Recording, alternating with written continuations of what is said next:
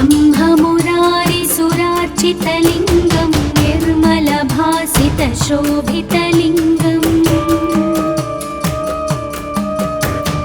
जन्मजदुःखविनाशकलिङ्गं तत्प्रणमामि सदा शिवलिङ्गम् देवमुनिप्रवरार्चितलिङ्गं कामदहनकरुणाकरलिङ्गम् रावणदर्पविनाशनलिङ्गं तत्प्रणमामि सदा शिवलिङ्गम् सर्वसुगन्धसुलेपितलिङ्गं बुद्धिविवर्धनकारणलिङ्गं सिद्धसुरासुरवन्दितलिङ्गं तत्प्रणमामि सदा शिवलिङ्गम् कनकमहामणिभूषितलिङ्गं मणिपतिवेष्टितशोभितलिङ्गम् दक्षसुयज्ञविनाशनलिङ्गं तत्प्रणमामि सदा शिवलिङ्गम् कुङ्कुमचन्दनलेपितलिङ्गं पङ्कजहारसुशोभितलिङ्गम् सञ्चितपापविनाशनलिङ्गं तत्प्रणमामि सदा शिवलिङ्गम् देवगणार्चितसेवितलिङ्गं भावैर्भक्तिभिरेव च लिङ्गं दिनकरकोटिप्रभाकरलिङ्गं तत्प्रणमामि सदा शिवलिङ्गम् अष्टदलोपरिवेष्टितलिङ्गं सर्वसमुद्भवकारणलिङ्गम् अष्टदरिद्रविनाशनलिङ्गं तत्प्रणमामि सदा शिवलिङ्गम् सुरगुरुसुरवरपूजितलिङ्गं सुरवनपुष्पसदार्चितलिङ्गम् परात्परं परमात्मकलिङ्गं तत्प्रणमामि सदा शिवलिङ्गम् तत्प्रणमामि सदा शिवलिङ्गम् तत्प्रणमामि सदा शिवलिङ्गम् लिङ्गाष्टकमिदं पुण्यं यः पठेत् शिवसन्निधौ शिवलोकमवाप्नोति शिवेन सह मोदते। ॐ नमः शिवाय।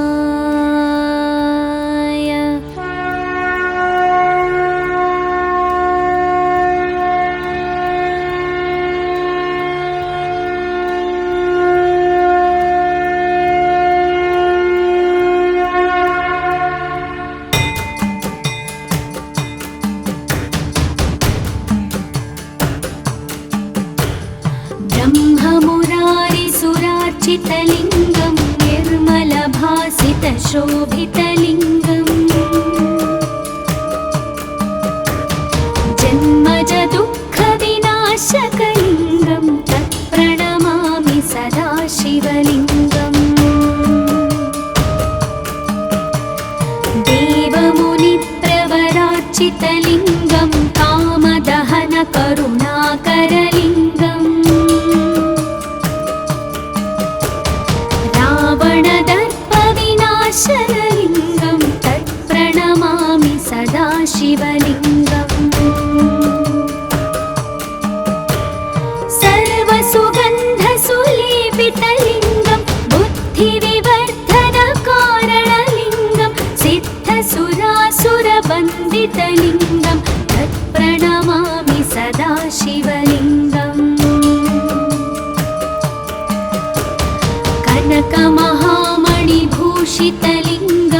फणिपतिवेष्टितशोभितलिङ्गम् दक्षसुयज्ञविनाशनलिङ्गं तत्प्रणमामि सदा शिवलिङ्गम् कुङ्कुमचन्दनलेपितलिङ्गं पङ्कजहारसुशोभितलिङ्गम् सञ्चितपापविनाशनलिङ्गं तत्प्रणमामि सदा शिवलिङ्गम् देवगणार्चितसेवितलिङ्गं भावैर्भक्तिभिरेव च लिङ्गं दिनकरकोटिप्रभाकरलिङ्गं तत्प्रणमामि सदा शिवलिङ्गम् अष्टदलोपरिवेष्टितलिङ्गं सर्वसमुद्भवकारणलिङ्गम् अष्टदरिद्रविनाशनलिङ्गं तत्प्रणमामि सदा शिवलिङ्गम् सुरगुरुसुरवरपूजितलिङ्गं सुरवनपुष्पसदार्चितलिङ्गम् परात्परं परमात्मकलिङ्गं तत्प्रणमामि सदा शिवलिङ्गम् तत्प्रणमामि सदा शिवलिङ्गम् तत्प्रणमामि सदा शिवलिङ्गम् लिङ्गाष्टकमिदं पुण्यं यः पठेत् शिवसन्निधौ शिवलोकमवाप्नोति शिवेन सह मोदते। ॐ नमः शिवाय।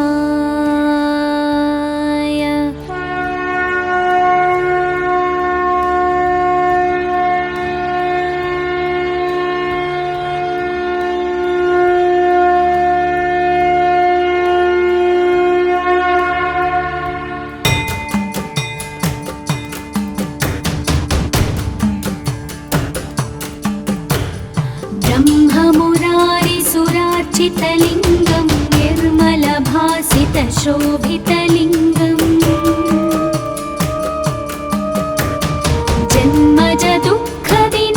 जन्मजदुःखविनाशकलिङ्गं तत्प्रणमामि सदा शिवलिङ्गम् देवमुनिप्रवरार्चितलिङ्गं कामदहनकरुणाकरलिङ्गम् रावणदर्पविनाशनलिङ्गं तत्प्रणमामि सदा शिवलिङ्गम् सर्वसुगन्धसुलेपितलिङ्गं बुद्धिविवर्धनकारणलिङ्गं सिद्धसुरासुरवन्दितलिङ्गं तत्प्रणमामि सदा शिवलिङ्गम् कनकमहामणिभूषितलिङ्गं फणिपतिवेष्टितशोभितलिङ्गम् दक्षसुयज्ञविनाशनलिङ्गं तत्प्रणमामि सदा शिवलिङ्गम् कुङ्कुमचन्दनलेपितलिङ्गं पङ्कजहारसुशोभितलिङ्गम् सञ्चितपापविनाशनलिङ्गं तत्प्रणमामि सदा शिवलिङ्गम् देवगणार्चितसेवितलिङ्गं भावैर्भक्तिभिरेव च लिङ्गं दिनकरकोटिप्रभाकरलिङ्गं तत्प्रणमामि सदा शिवलिङ्गम्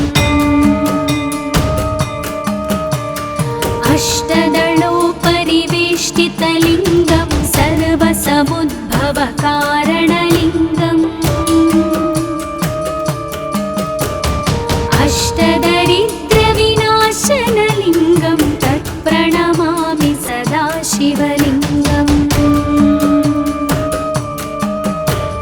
सुरगुरुसुरवरपूजितलिङ्गं सुरवनपुष्पसदार्चितलिङ्गम् परात्परं परमात्मकलिङ्गं तत्प्रणमामि सदा शिवलिङ्गम् तत्प्रणमामि सदा शिवलिङ्गम् तत्प्रणमामि सदा शिवलिङ्गम् लिङ्गाष्टकमिदं पुण्यं यः पठेत् शिवसन्निधौ शिवलोकमवाप्नोति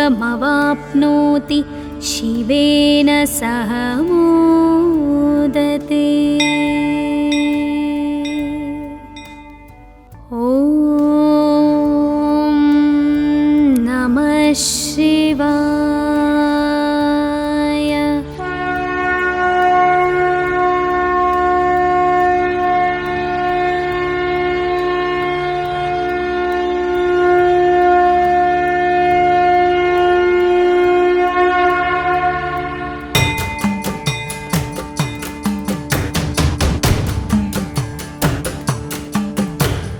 ब्रह्ममुरारिसुरार्चितलिङ्गं निर्मलभासितशोभितलिङ्गम्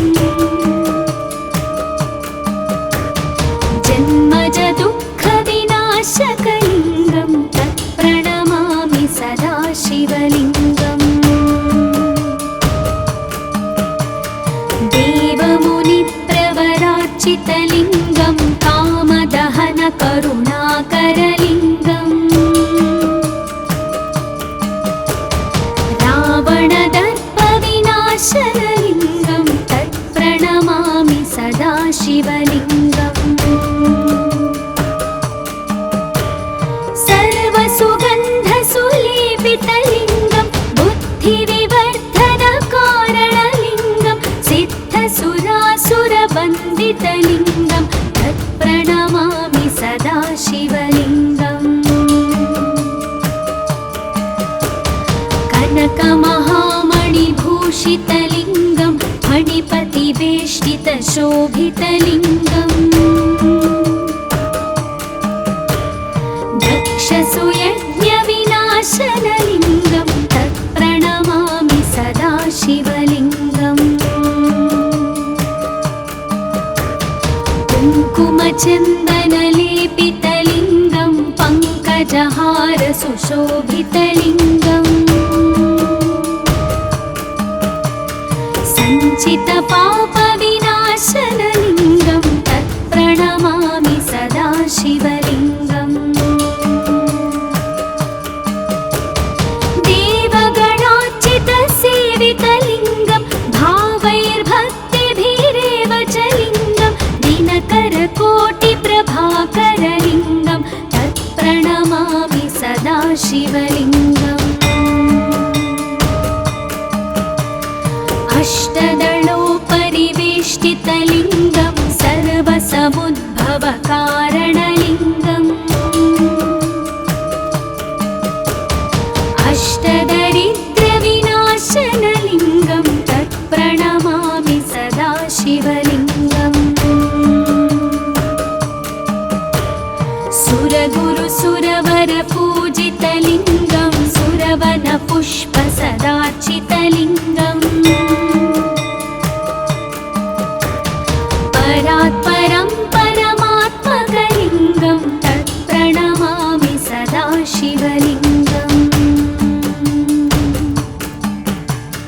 तत्प्रणमामि सदा शिवलिङ्गम् तत्प्रणमामि सदा शिवलिङ्गम् लिङ्गाष्टकमिदं पुण्यं यः पठेत् शिवसन्निधौ शिवलोकमवाप्नोति शिवेन सह मोदते। ॐ नमः शिवाय।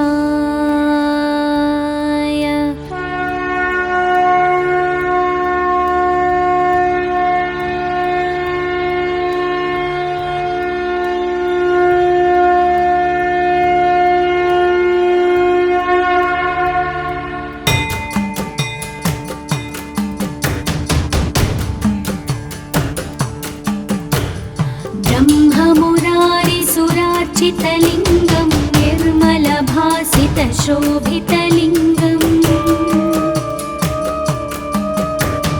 जन्मजदुःखविनाशकलिङ्गं तत्प्रणमामि सदा शिवलिङ्गम् देवमुनिप्रवरार्चितलिङ्गं कामदहनकरुणाकरलिङ्गम् रावणदर्पविनाशनलिङ्गं तत्प्रणमामि सदा शिवलिङ्गम् सर्वसुगन्धसुलेपितलिङ्गं बुद्धिविवर्धनकारणलिङ्गं सिद्धसुरासुरवन्दितलिङ्गं तत्प्रणमामि सदा शिवलिङ्गम् कनकमहामणिभूषितलिङ्गं फणिपतिवेष्टितशोभितलिङ्गम् दक्षसुयज्ञविनाशनलिङ्गं तत्प्रणमामि सदा शिवलिङ्गम् कुङ्कुमचन्दनलेपितलिङ्गं पङ्कजहारसुशोभितलिङ्गम् सञ्चितपापविनाशनलिङ्गं तत्प्रणमामि सदा शिवलिङ्गम् देवगणार्चितसेवितलिङ्गं भावैर्भक्तिभिरेव च लिङ्गं दिनकरकोटिप्रभाकरलिङ्गं तत्प्रणमामि सदा शिवलिङ्गम् अष्टदलोपरिवेष्टितलिङ्गं सर्वसमुद्भवकारणलिङ्गम् अष्टदरिद्रविनाशनलिङ्गं तत्प्रणमामि सदा शिवलिङ्गम् सुरगुरुसुरवरपूजितलिङ्गं सुरवनपुष्पसदार्चितलिङ्गम् परात्परं परमात्मकलिङ्गं तत्प्रणमामि सदा शिवलिङ्गम् तत्प्रणमामि सदा शिवलिङ्गम् तत्प्रणमामि सदा शिवलिङ्गम् लिङ्गाष्टकमिदं पुण्यं यः पठेत् शिवसन्निधौ शिवलोकमवाप्नोति शिवेन सह मोदते। ॐ नमः शिवाय।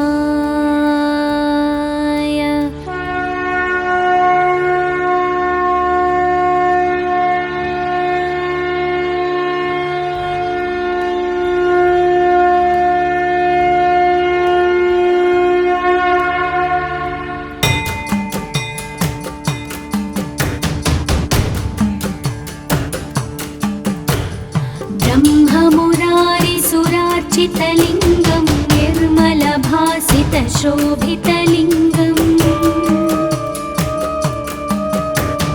जन्मजदुःखविनाशकलिङ्गं तत्प्रणमामि सदा शिवलिङ्गम् देवमुनिप्रवरार्चितलिङ्गं कामदहनकरुणाकरलिङ्गम् रावणदर्पविनाशनलिङ्गं तत्प्रणमामि सदा शिवलिङ्गम् सर्वसुगन्धसुलेपितलिङ्गं बुद्धिविवर्धनकारणलिङ्गं सिद्धसुरासुरवन्दितलिङ्गं तत्प्रणमामि सदा शिवलिङ्गम् कनकमहामणिभूषितलिङ्गं फणिपतिवेष्टितशोभितलिङ्गम् दक्षसुयज्ञविनाशनलिङ्गं तत्प्रणमामि सदा शिवलिङ्गम् कुङ्कुमचन्दनलेपितलिङ्गं पङ्कजहारसुशोभितलिङ्गम्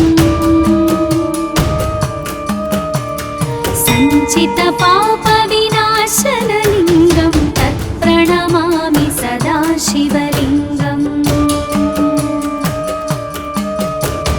देवगणार्चितसेवितलिङ्गं भावैर्भक्तिभिरेव च लिङ्गं दिनकरकोटिप्रभाकरलिङ्गं तत्प्रणमामि सदा शिवलिङ्गम्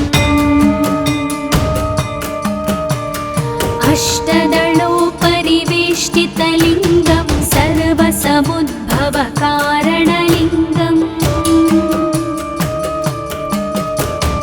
अष्टदरिद्रविनाशनलिङ्गं तत्प्रणमामि सदा शिवलिङ्गम् सुरगुरुसुरवरपूजितलिङ्गं सुरवनपुष्पसदार्चितलिङ्गम् परात्परं परमात्मकलिङ्गं तत्प्रणमामि सदा शिवलिङ्गम् तत्प्रणमामि सदा शिवलिङ्गम् तत्प्रणमामि सदा शिवलिङ्गम् लिङ्गाष्टकमिदं पुण्यं यः पठेत् शिवसन्निधौ शिवलोकमवाप्नोति शिवेन सह मोदते। ॐ नमः शिवाय।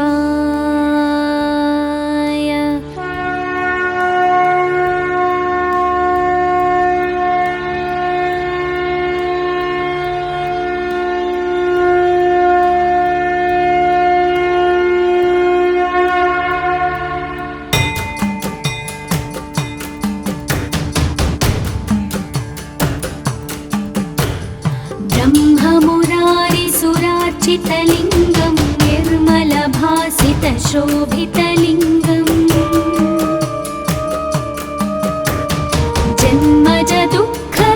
जन्मजदुःखविनाशकलिङ्गं तत्प्रणमामि सदा शिवलिङ्गम्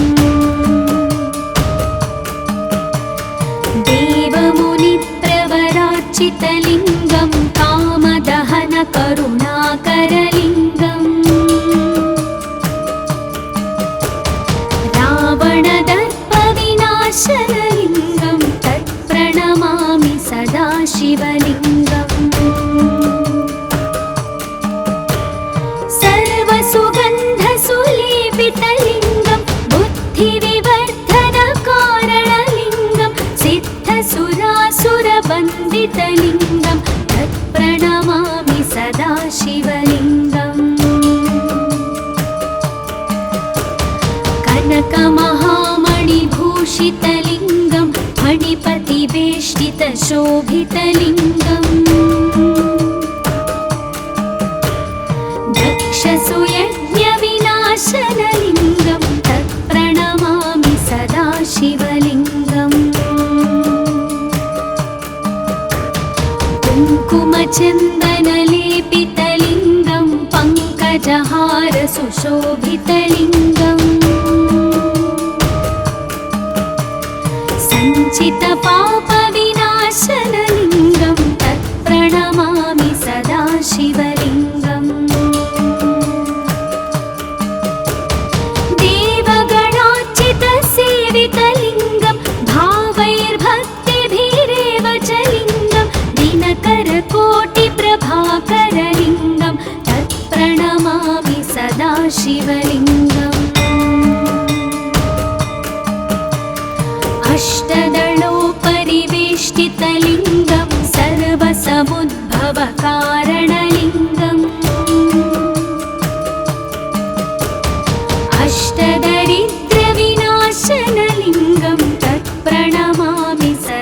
सदाशिवलिङ्गम् सुरगुरुसुरवरपूजितलिङ्गं सुरवनपुष्पसदार्चितलिङ्गम् परात्परं परमात्मकलिङ्गं तत्प्रणमामि सदाशिवलिङ्गम् तत्प्रणमामि सदाशिवलिङ्गम् तत्प्रणमामि सदाशिवलिङ्गम् लिङ्गाष्टकमिदं पुण्यं यः पठेत् शिवसन्निधौ शिवलोकमवाप्नोति शिवेन सह मोदते।